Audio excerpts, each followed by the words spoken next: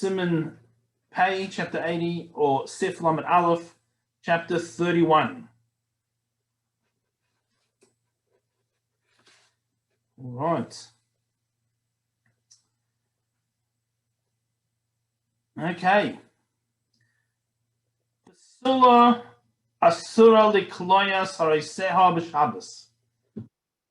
It says a girl, but it doesn't mean a girl. It can mean anybody. We're not allowed to braid your hair on Shabbos. Now, I guess they said a girl because presumably the married women covered their hair, and presumably the men didn't have enough hair to braid. So they can't braid their hair on Shabbos. Likewise, they can't undo their braids. And we'll explain why in a moment. Avo, however, what can they do? She can fix her hair with her hands. Of a masrek, asu masir chazir, and a comb that was made out of pig's hair, and it doesn't have to be pig's hair. That was just the norm at that time. Today, most combs, I imagine, are plastic. I don't think many of us have pig's hair combs at home.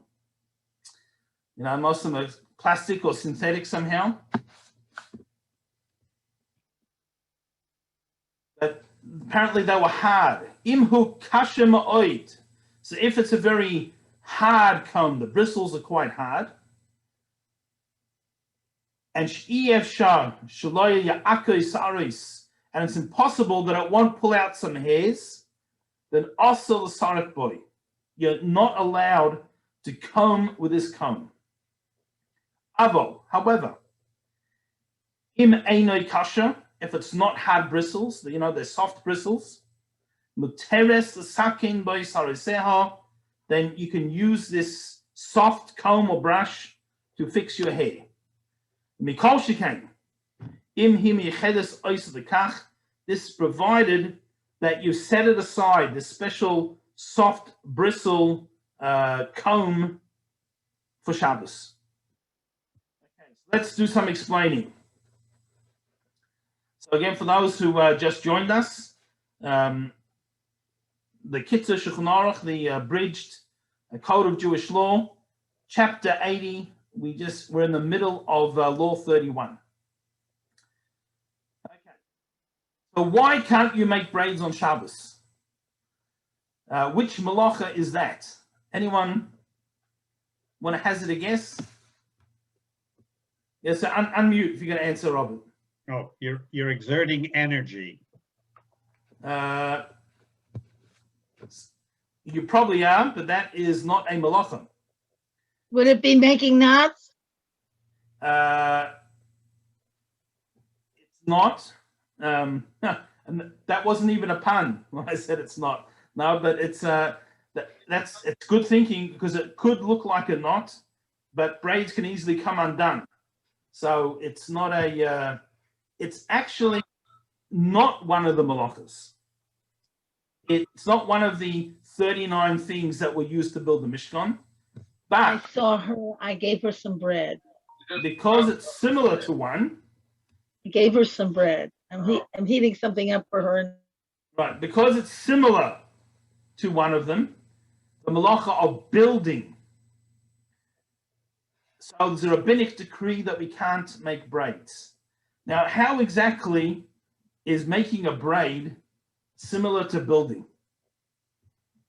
So the source of this the Talmud brings an older source. But the Talmud, of course, was written down approximately 2,000 years ago. Some of it is a little more recent. Some of it is quite a bit older. So just to give a brief overview of where the Talmud and those types of teachings came from. So when Hashem gave us the Torah on Mount Sinai, God gave us the Torah on Mount Sinai, God dictated the Torah letter for letter to Moshe, to Moses, right? So it dictated exactly which letter to write. So some words are written the equivalent of the English. In English, you can say do not, or you can say don't. You can have an abridged version of the same word.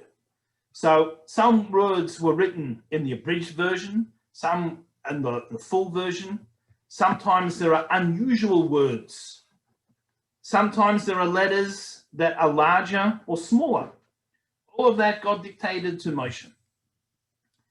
Now, if you look at a Torah, you see it looks like little paragraphs. You'll have a line where the next half of the line is empty, or there's a gap in the middle of the line. So those little paragraphs, at each point, God stopped dictating and gave a shiur, a lesson, just like we're having here. And Shem told him what it means. So for an example, the mitzvah of a mezuzah, it's not what we're studying today, but just a good example. It says, the verse says, the pasuk says, you will write them on your doorposts. Now, there's no definition of what them is. I presume most people don't have the word them written on their doorpost. So what's the them? So after Hashem dictated to Moshe, explained to him, there's this thing called the mezuzah, and this is how you make it. And by the way, there are over 3,000 halachas, 3,000 laws to make a kosher mezuzah. So, more than an hour shiur. So he gave him all the details. And then he reviewed them. That gap shows how Moshe, he studied it, he reviewed it. And the great commentator Rashi points out that if when the teacher is God and the student is Moshe Rabbeinu, the great Moses, you still need to review what you learned, then how much more so if the teacher is a regular human, or at least almost human, and the students are regular humans, then how much more so we have to review what we learned to really understand it. So all of this explanation is Torah Sheba'al Peh, the oral Torah. So essentially we've got two. Right, people, of course, make the jokes. When Hashem offered the Jewish people the Torah, first he went to other nations, Well, that's not the joke, that's what happened. Went to other prophets of other nations, so they shouldn't complain later, and asked, do you want the Torah? And each nation asked, what's in it? So since they asked, Hashem told them something that they didn't want to hear. And they said, no, thank you. Came to the Jewish people. Of course, we said, Nasa v'nishma, we'll take, if it's from God, it must be good, we'll take it, and we'll worry about what's in it later. So people joke about that. Of course, they came to the Jewish people, and, they said, how much? So he said, it's free. And they said, well, in that case, we'll take two, right? And that's how we got the written Torah and the oral Torah. Not exactly how it happened. But Hashem gave us the written Torah, dictated it to Moshe, and then he gave explanation. And in those days, the majority of people were able to learn this entire oral tradition off by heart. Now, how could they do that? Again, I don't want to get too sidetracked, but I think it's important to put everything into context. The first Beis HaMikdash, the first temple, was destroyed by the Babylonians. There were 10 changes made to the world. So the color of the sky changed. The sky used to be a different shade of blue. The 10th and least important change, but it's the one that in my youth, I used to wonder about the most, was there used to be this dessert that you could make out of wine, and somehow it was like a wine popsicle without a freezer. And they had this delicious dessert that you could make, and the nature of the world changed, that now we can't make this dessert anymore. But one of the changes was that our das, our our intellect, for lack of better translation, was concealed. And as we know, most human beings only use a very small percentage of their brain for their daily activities. It's not that, so in the past, we used more. It's not that it was taken away, it's just concealed. We don't have access for it to use in our day-to-day life. That's one of the reasons that we've lost prophecy. One of the other things that stopped, one of the 10 changes, was that there were no more prophets. Because without using a larger capacity, larger percentage of our brain capacity, we are no longer able to tune into prophecy. There might be a lower level of prophecy today called Ruach HaKodesh, but the real prophecy, the Nevuah, which the prophets of the Bible had, that was lost. So till the destruction of the first temple, people used I won't say their full brain capacity, maybe some did, but most people were able to use much more. And therefore, they were able to learn and recall the oral explanations of the Torah. Unfortunately, with the destruction of the first Beis Hamikdash, that stopped. People who were already born still could, and of course, still had prophecy. So when we went back to Israel 70 years later, after the destruction, the men of the Great Assembly, the Anshnei Knesset Gedolah, these men of the Great Assembly, was 120 great sages who rebuilt the second Beis Hamikdash, the second temple, and set up many of the things we have today. Their leaders were elderly gentlemen who were prophets. They were born before the destruction, maybe even adults before the destruction, some of them.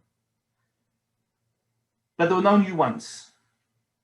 So after this period of the Anshnei Knesset Gedolah, after we had the men of the Great Assembly, unfortunately, people started to forget. So what happened was that each yeshiva, each academy, took their own notes. So there was no official version, but everyone had their own records. And then over time, Roman persecution was particularly harsh. The Jewish communities were uprooted. Jews were taken off as slaves to all parts of the world. It was rough times. And it got to a point where most people had no clue as to what the oral tradition was. So the scholars of the time who had their notes, eventually they came together under the leadership of Rabbi Yehuda Anossi, and he made an official version that he culled from all the notes and he edited it. And that is what we call today the Mishnah. So it was halachic, the laws, the halacha in point form. And with the Mishnah, that was enough. Having it in point form was enough for people to be able to continue learning. Over time, though, unfortunately, the situation deteriorated further, and people the Mishnah wasn't enough. So they started taking the transcripts of all the Talmudic lectures and discussions in the great yeshivas that explained the Mishnah, and they compiled that, and that is called the Gemara. The Mishnah and the Gemara together are the Talmud. So although the Talmud was recorded with different parts, the Mishnah just under 2,000 years ago, the Gemara was edited another few hundred years later, but most of it is older sources. Yes, you have some of it might be discussion of people at that time, but generally speaking, even when they have a question or they're challenging someone's logic, they're challenging by bringing another source, an older source. So much of the material was written down well over 2,000 years, and it's all part of the tradition that's handed down from Mount Sinai. So the Talmud explains, now that we got that introduction, went off on a tangent in true Talmudic style. The truth is, if it was real Talmudic style, someone would ask a question now and we'd go off on a tangent on the tangent. But being that it's a halacha class, we won't. But the Talmud brings down an old source. Okay, just one more thing before we say that, two more things actually, but the details of the stories, so the Mishnah and the Talmud, the Talmud is more the halachic explanation, more the laws. It also explains other things, but primarily the laws. The Midrashim, there's various works of Midrashim. The Midrashim, one Midrash, many, plural Midrashim. They are primarily the details of the stories, although you have halachic Midrashim also. And you have details of the story in the Talmud. But primarily, that's what it is. And of course, the more esoteric or spiritual teachings, what we today call Kabbalah, was eventually written down around that time as well. And, with Lag BaOmer coming up, Rabbi Shimon Bar Yochai, whose Yortzeit, the anniversary of his passing, is Lag BaOmer. He, of course, spread the Zohar. Again, much of it is material that predates him, but the part of the Zohar that he taught specifically, before he passed away, is called the Idra Rabbah. Actually means the Great Assembly. There was a large amount of his students came, and he taught various mystical parts of the Torah, which again were all given on Mount Sinai, and it's all been recorded at that time. Eventually got written down. Okay. So I hope everyone's still with us now. So after the Talmud explains that making braids is similar to building. Why? Because we have a pasuk, we have a verse in the Torah that Adam, the first human, that's what Adam means actually. Adam means human, right? So he was the first human, and his cellar, right? Normally people translate that as his rib, right? But cellar actually means his side. So the first human actually was male and female back to back, so to speak. Was both. Two people in one. So Hashem sedated him and removed one side. And it says, Vayiven Hashem Elokim Eset Tzela. Hashem built the side. So the Talmud asks, if it was already a composite being, what did you have to build already? Okay, you have to close up where they're removed from each other. But she was already there. So it explains the building was that Hashem braided her hair.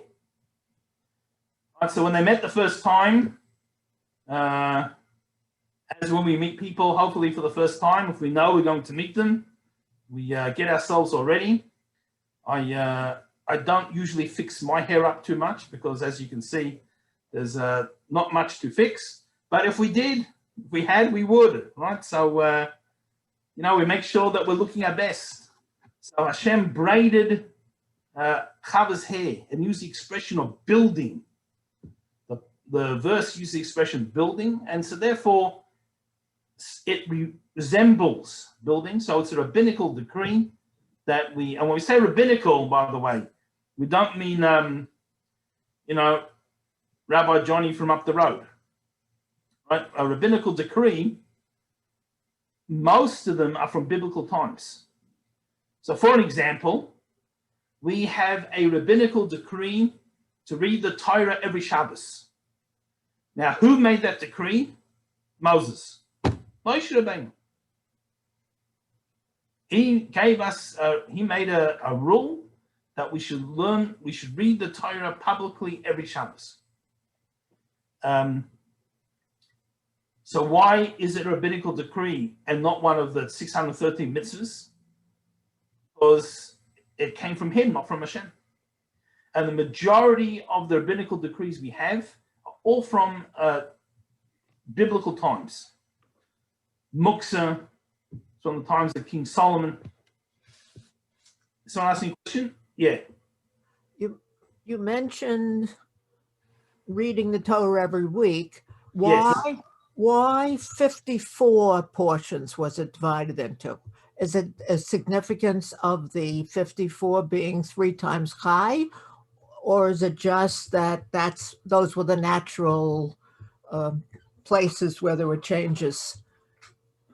It's a combination. They're the natural changes, but also in theory, we could have a year where we have a leap year and no festivals on a Shabbos, because on a festival we read special Yom Tov reading. Right. Theoretically, you could need every Pasha. With our set calendar, at least, I don't think it ever comes out that we never have a double Pasha anyway. But in theory, you need that many, potentially. Thank you. Welcome. So we have this rabbinical decree that we can't braid our hair on Shabbos. Now you can gather hair in a ponytail because the ponytail doesn't create a structure. When you're braiding, you're overlapping some type of structure there. A pony doesn't make a structure. You can also part your hair with your hands without using a comb. Right? We spoke about a comb. The problem with a comb is that a comb generally pulls out hair. And every day we shed dozens of hairs. And some of us shed more than others. Right? But we all shed hair every day. And most people would prefer that all the shedded hair got removed in one shot rather than falling on their shoulders throughout the day. So since that's the case, the desired result is pulling out the hairs that come out when we comb our hair. But we can use our hands because generally speaking, our hands do not pull out hair. So you can part your hair with your hands. Just this morning, I thought to myself, where should I part my hair? On the left or the right? So I just parted it in the middle. But that's, we can do that on Shabbos. Braiding a wig is also a problem. Now, not because of the building, because a wig is not considered the same type of entity as one's hair. The problem with braiding a wig is there's another malacha, another one of the 39 things that we can't do on Shabbos, weaving.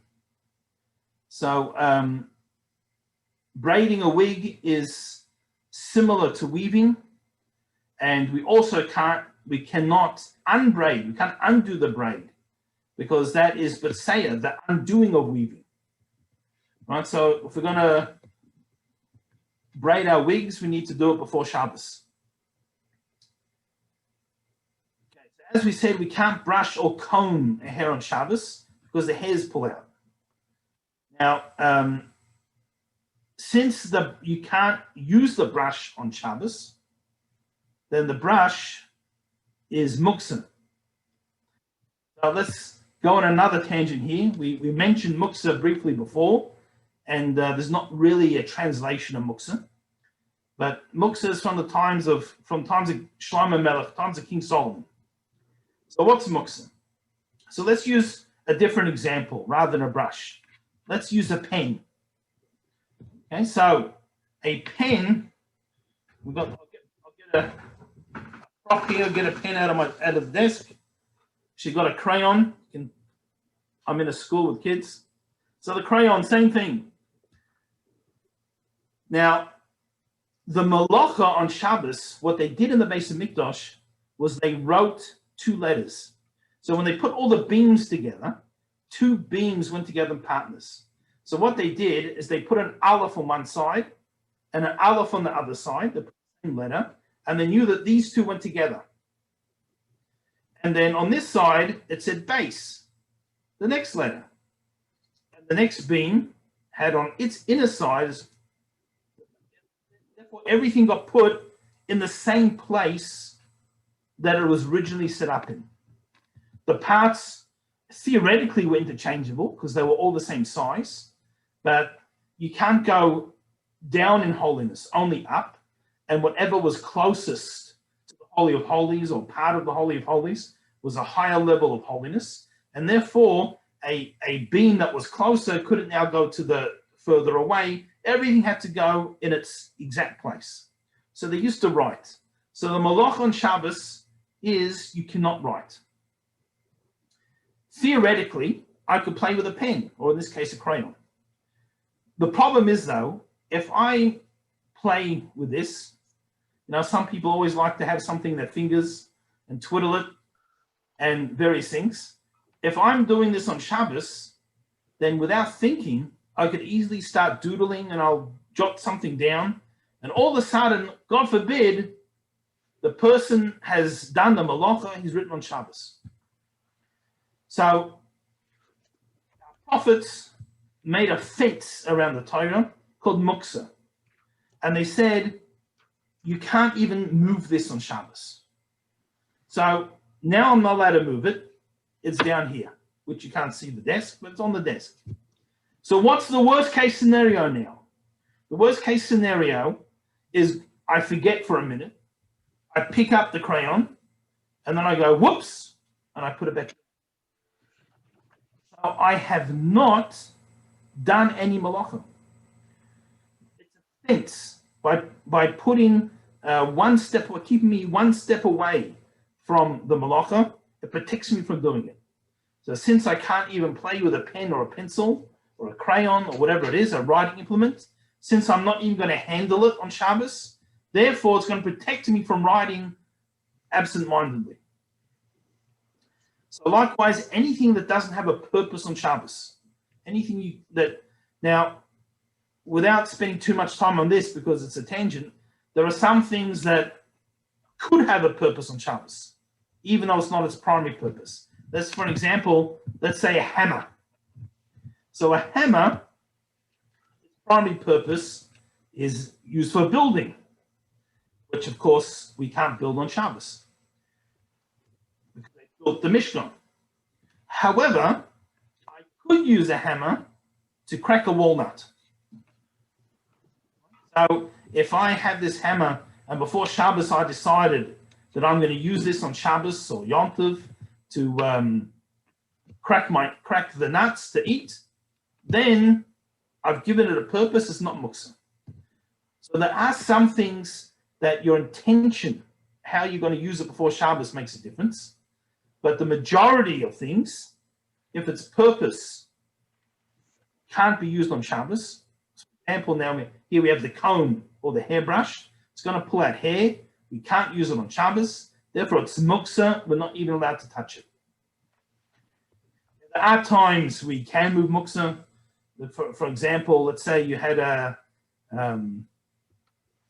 say someone left their wallet on a chair and they need the chair.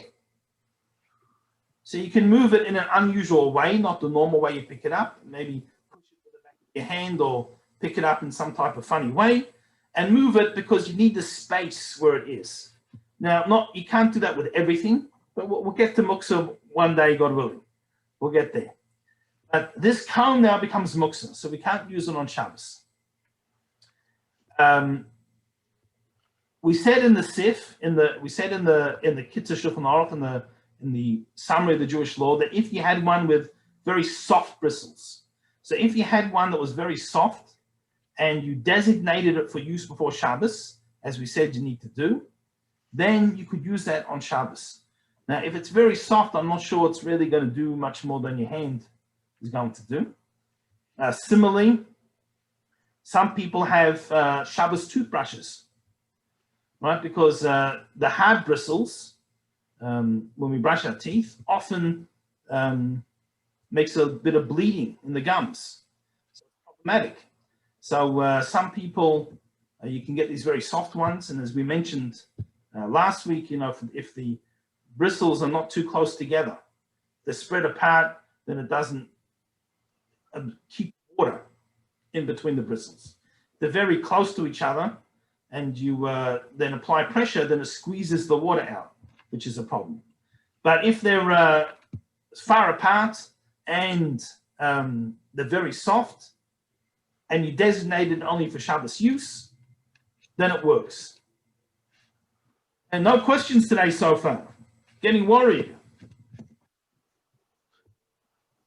Well, that's okay, fine.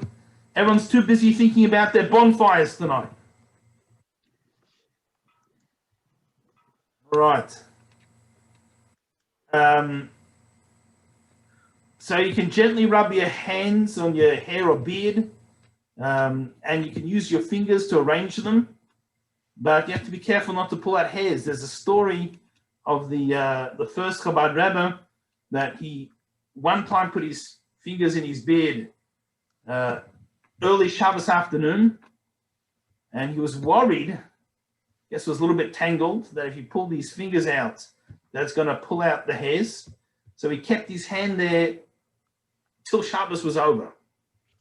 So I haven't tried holding my hand like this for 5-6 hours, but I'm sure it wasn't fun.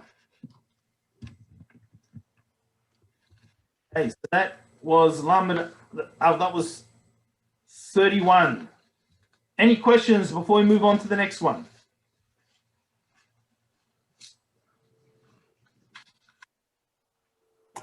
Rabbi, You're on mute. what about a wide tooth, very wide tooth comb that's designated for Shabbos for your beard? If it's soft, I think. If it's going to be hard, you could pull out, you get inside a tangle and pull it out anyway.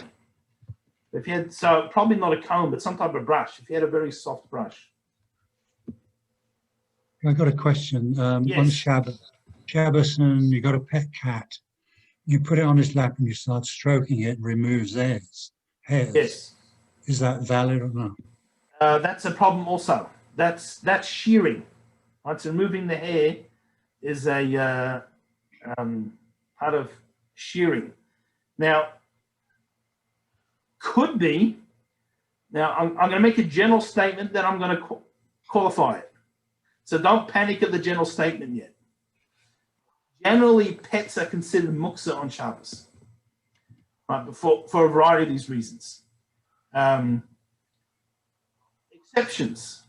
Now, there are some pets that you need to walk, otherwise it's cruelty to animals. If you don't take them on their, they won't go to the bathroom inside. So you have to take, do things like that.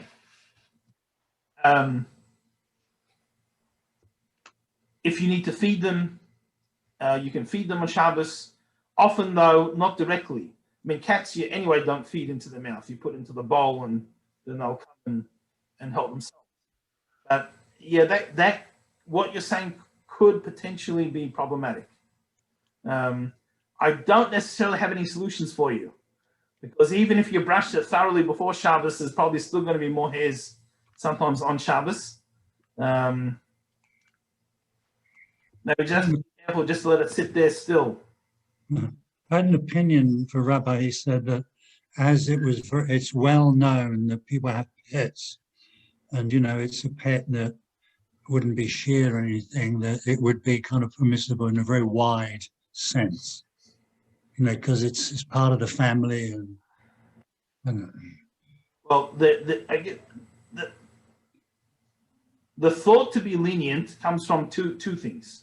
Number one is that it's not intentional. In other words, you don't need the fur. You're not collecting it, and it's not like wool that you use it for something. Combined with it's not the normal manner, right? Normally, if you're going to take shear something, you use an implement. So while you're patting it, it's not the normal manner. The problem here, though, is that it's secretion. It's 100% going to happen. I mean, again, you have different breeds. Some breeds don't have so much fur, or it doesn't come out as easy.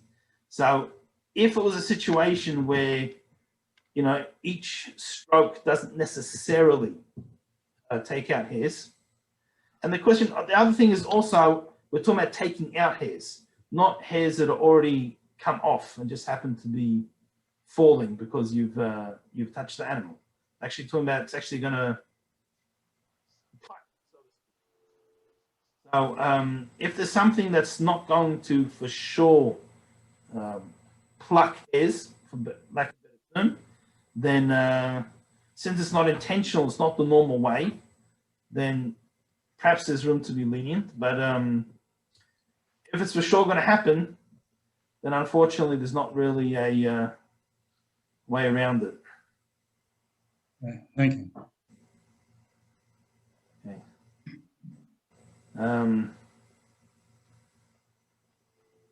Any other questions? All right, so number 32, Lamed Base. Beged. Now, a beged in this case means a garment, an item of clothing, but essentially we're talking about anything that's any material. So we could be a towel. I mean, we're speaking about a garment, but I'm saying the same rules would apply to a towel, couch. A leather is different, but if you have fabric, maybe fabric on chairs, various things. So any cloth or material that you have. So this beged could be yetzaboy or anything similar to it. Sheyesh alav ezer lichluch. It's dirty. It's soiled. There's a stain. Something spilt on it. So what can you do? You can wipe it with a rag or something similar. Avo. However, lo yishbech lav mayim. You can't pour water on it. Why? Pouring water becomes similar to laundering, to washing. So again, let's go back to the Mishkan. When they built the Mishkan, the tabernacle in the desert, the 39 malachas, the 39 techniques they used to build it, they are the 39 things that we can't do on Shabbos. So one of them was malabin. Malabin means to bleach. So they had certain fibers and they dyed them, but before they dyed them, they bleached them. So laundering, taking out stains and various things, is a tolda. It's an offshoot. It's like a secondary part of malabin. So as we said, there's for each malacha, there's the av. There's this exact same thing that they did when they built the Mishkan. And then there's the tolda, that something has the same idea. So for an example, last week, we're talking about sowing, planting. So the av malacha is to actually plant the seeds or the sapling. And the tolda, the secondary, was fertilizing, pruning, watering, things that promote growth. So it achieves the same effect, but in a different way. So doing laundry is a similar effect to bleaching. So whoever's looking for an excuse not to do laundry for a day, you just found one. And if you get Shabbos followed by or before 2 days Yom Tov, 3 days off the laundry. So there we go. So putting water on a stain, even though it's not real laundering, that we can't do that on Shabbos.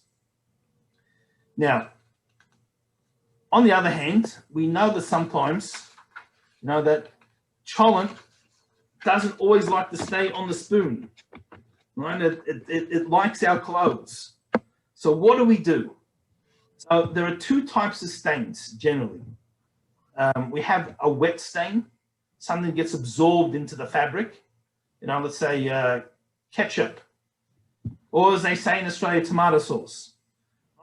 ketchup, it absorbs in. And then there's a stain that like a piece of dirt. It's like a dry stain. So there's two different rules, different rules for each type of stain. So let's deal with a wet stain first. A wet stain which is absorbed into the garment. If you don't use water or a cleaning agent, you can remove the stain as long as it's insignificant. So what's the definition insignificant? Would you wear this clothes to a wedding? Okay, you might not take it to the wedding, but if you were at the wedding, would you go get changed? Right, so in the last 4 months, two of my sons got married. So at the first of them, so it was in January. The son who got married next in March, he was dancing, and unfortunately, his pants split. Now, lucky he was wearing a jacket; it wasn't too bad, but nevertheless, we had come from interstate, so we had in his truck, he had a change of clothes. So in the middle of the wedding, he went out and he got changed, right? So there are certain things that you are not going to keep wearing, even when I say a wedding, it doesn't have to be a wedding. We mean somewhere where we don't mean when you're I know. There are times where we're doing dirty gardening or something, we're not really paying too much attention to what we wear. It can be stains, tears, it's not a problem. But in a place where it matters what we're wearing. So I use a wedding example. So there are certain things that if it happens, we're changing. There are certain things that, okay, so I've got a little something on my front, you wipe it the best you can, and however it is, it is. So that's what we mean by insignificant. So if this stain is insignificant enough, like that, and you can wipe it without using water, then you can wipe it off. Now, we can't use water, we can't use a colored water, we can't use saliva, we can't use any cleaning agent on Shabbos for this. You can't use a brush to sort of brush it off, and you can't scrub it away. You can just sort of just wipe it with a dry cloth or a hand, or if it's ketchup, some type of spoon or knife or something. Of course, be careful if you're using the knife. You don't want any accidents. So that's if it's a wet stain. If it's a dry stain, so let's say mud, cholent, a nice thick thing there. So if it sticks to your clothes, you can use your nail or the back just to sort of scrape it off in sort of one shot.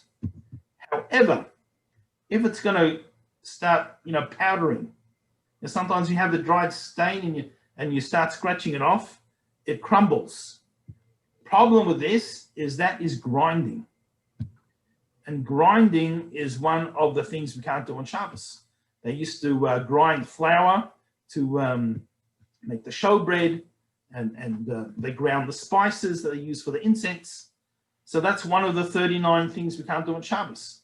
So if the stain is going to, as we scratch it, if it crumbles to little bits, can't do that, that's grinding. Only if you can sort of get it off, if it breaks a little bit, but not to fine powder.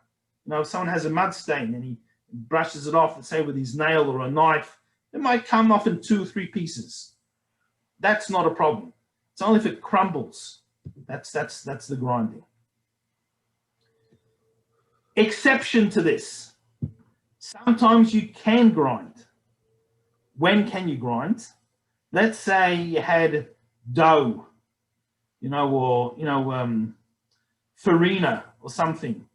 So it's already been ground. It's made out of flour. So it's already been ground and now it sticks on.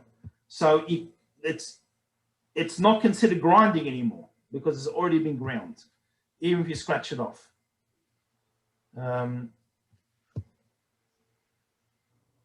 Next possibility, even if there is grinding, you are allowed to ask a non-Jew to scratch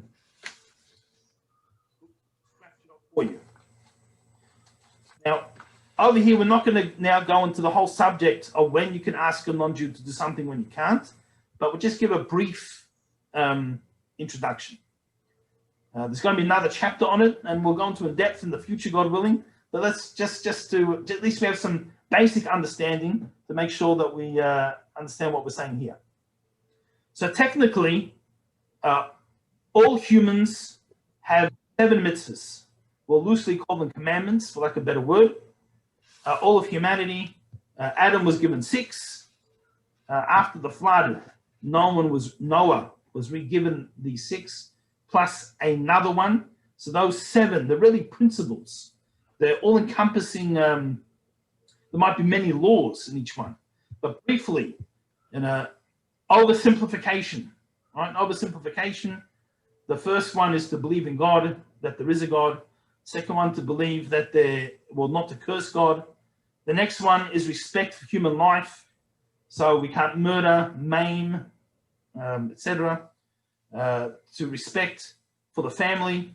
So it's adultery. Only men and women relationships and various things. Against incest, those kind of things.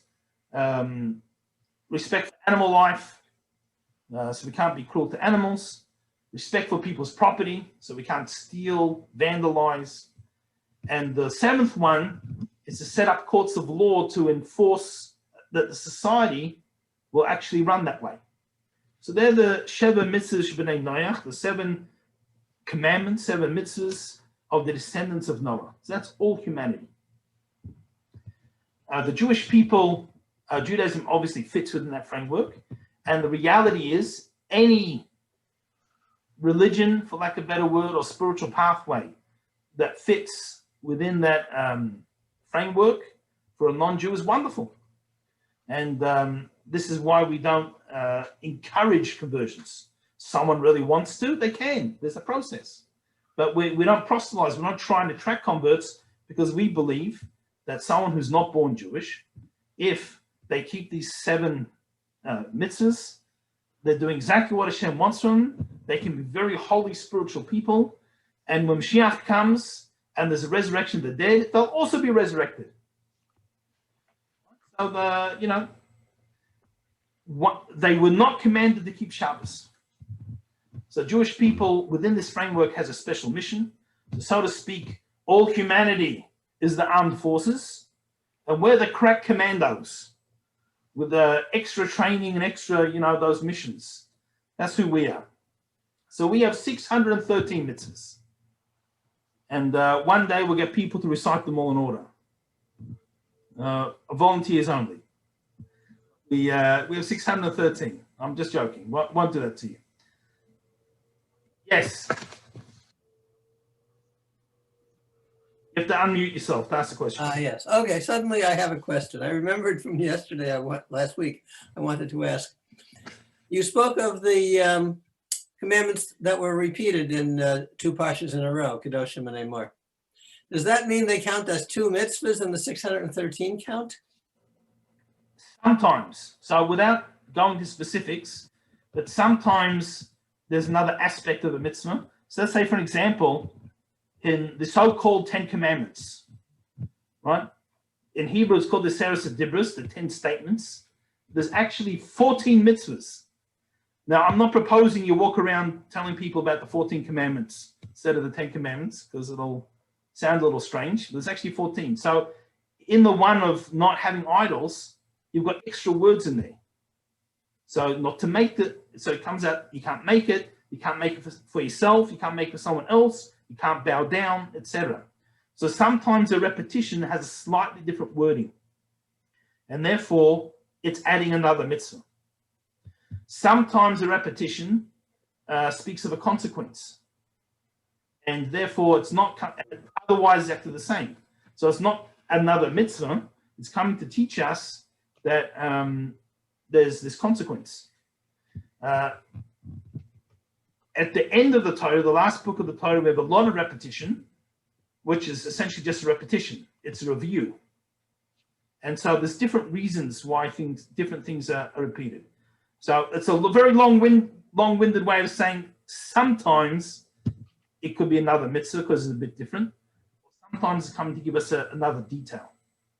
Right, in Deuteronomy or Devarim, the 10 Commandments are repeated. Yes. And we actually do have extra mitzvahs there. Because when the Jewish people heard it at Mount Sinai, so for example, we have in one version, Zocher, you have to remember Shabbos, in other words, the positive side of Shabbos. And the other version, we have Shomer, guard or observe, in other words, don't do the malachas. And then what happened was, at Mount Sinai, they heard both of them simultaneously.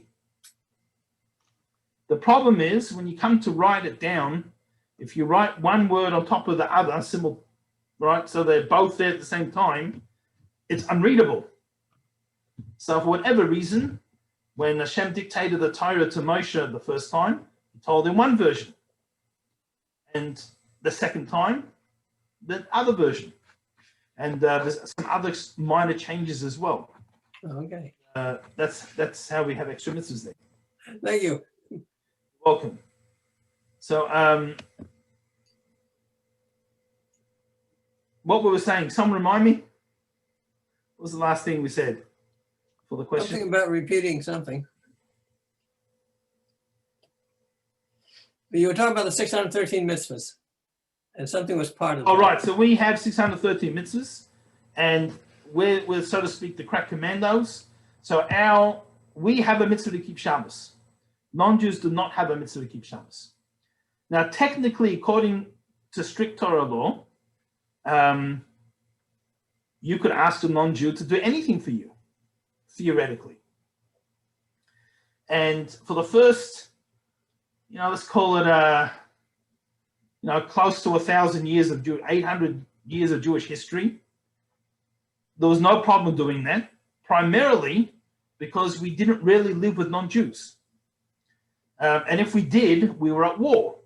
Although there were Pelishtim, the Philistines, around in King David's time, for example, but you didn't ask them to come turn on your air conditioner, not only because you didn't have an air conditioner, but because the Pelishtim and the Jews were at war. And if you're going to approach him, you better do it with your sword and in numbers, right? Because it's dangerous. So we didn't have a situation where we really had an abundance of non-Jews to ask to do things for us. The first time in Jewish history that it really became an issue was the Greek occupation of Israel, the Second Temple times. So you had a large amount of non-Jews living in the same cities with a large amount of Jews, and for most of the time, they were at peace. Yes, we had a war. We know the miracle of Hanukkah, but generally speaking, the war in the early stages was an assimilational war. They wanted out, they're putting pressure to assimilate, but people socialized.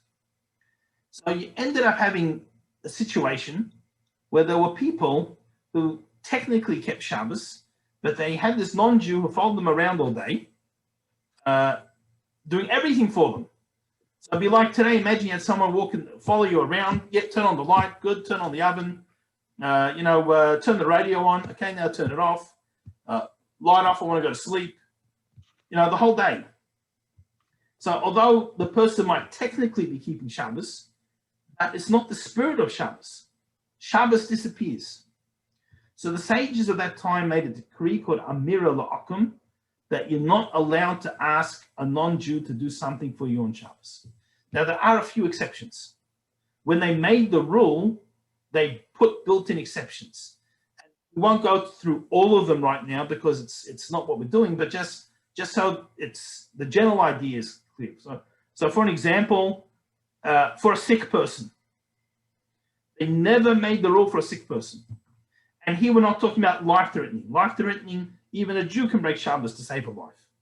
Talking about he's just unwell. He's got the flu. He's in bed. is feeling terrible and he needs the light off or the light on. It's no problems. You can ask a non-Jew, absolutely no problems. Another exception is for the community. So not that I need my light on, but the shul light on. And again, it doesn't have to be shul, but a communal need. So then you can ask. Hot and cold. So we've got the heat and the air conditioning. If you live in a climate where a person could become sick, certain places, if you don't put the heat on, we don't have that problem in Arizona where I'm living now. But if certain places you don't put the heat on in winter, a person's going to become ill, maybe even worse, God forbid. Certain places, if you don't have the air conditioning on, a person is not going to make it. Again, in Arizona, doesn't hit 120 degrees often, but it does, right? It's regularly well over 110 for most of summer. It gets pretty nasty. So put the air conditioning on 70, and it's a little bit different. That's so these kind of situations you're allowed to ask. Now, sometimes when you ask, you can't ask outright. And again, we'll get to the chapter about that. You have to hint it. It's hot in here, and there's the air conditioner. Whatever it is, you can work it out. So we'll just quickly finish this. All right. So we said that if you have this stain that you need to sort of grind off because it's unintentional grinding, so we can ask a non-Jew to do it for us. Want to go back to shul, got a big cholent something, and right. So maybe we're in the middle. Maybe we'll leave it there. Any questions? Yeah, I was looking at the part in there about washing hands briefly. The general question, has the COVID situation affected any halakha on a Shabbos? Is there a contradiction in any way? Well, I'm going to say yes and no, and then I'll explain. Is that a good Jewish answer first? Yes and no? Yeah. So washing your hands is not a problem. It's a cloth, but a washcloth you can use as long as you don't get it waterlogged, to dry your hands. So life-threatening situations overrule Shabbos. Not only it overrules, but Shabbos doesn't exist when it comes to a life-threatening situation. So God forbid, we use extreme examples. Someone has a heart attack on Shabbos. Not only you're allowed to call the ambulance, you must call the ambulance. And although in theory, maybe you get a non-Jew would be better, in practice, since every second counts, if you're the closest to the phone, you make the call. So may we never know from such things. Everyone should be in good health, but that's so Shabbos gets overruled. So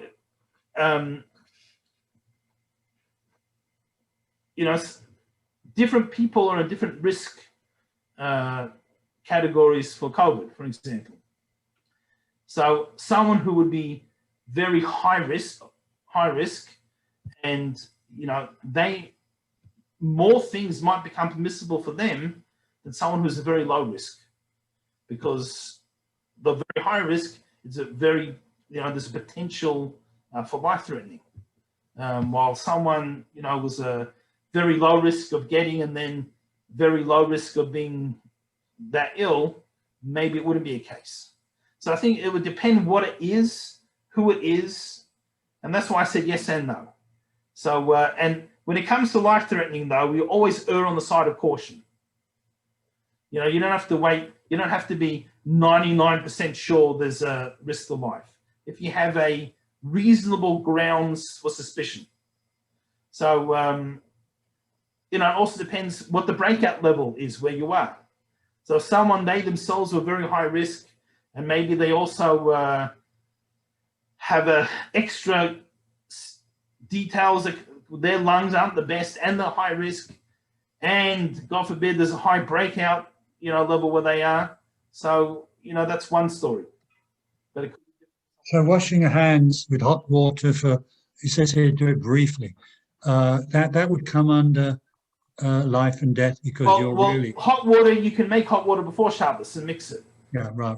So use, the Yeah. ties and various. So there's other things that you could do, but in theory, maybe yes. It depends on your situation. Rabbi, Yes. along those lines, would it be all right to use alcohol then? Just alcohol on washing your hands? Yes. In addition to, Something else. Look, again, there's the alcohol swabs. There's now then we have to be careful not to squeeze them. But a lot of no, I'm talking spilling from a bottle. straight from the bottle. What a waste of alcohol. Yeah, I know, but Yes, there's if that's what you have and you need it to, whether it's for this or something else, perhaps that might be a far better option. Definitely a better option than heating water on Shabbos. yeah, Now again, look, there are times, God forbid, someone can have an injury on Shabbos that must be cleaned out, and you need to use hot water. There is potential, to do that. But most of these things with a bit of forward planning and forward thinking, we can get around it. All right. Any other questions? Thank you. Okay. Thanks. Well, everyone have an amazing week. I really hope you are able to join in some Lag BaOmer celebrations and really enjoy it. And look forward to seeing everybody next week, God willing. Thank you, Rabbi. Rabbi, thank you, Yes. Rabbi. I was going to tell you that this story about your son and the wedding and the ripping the pants, that's one of the reasons that Hasidim wear kapatas. That's right. It can help. But he was still the unmarried one. Take Thank care. you. Have a wonderful weekend. Thank you, everybody. Rabbi. Good Thank you, Shabbos. Rabbi. Bye.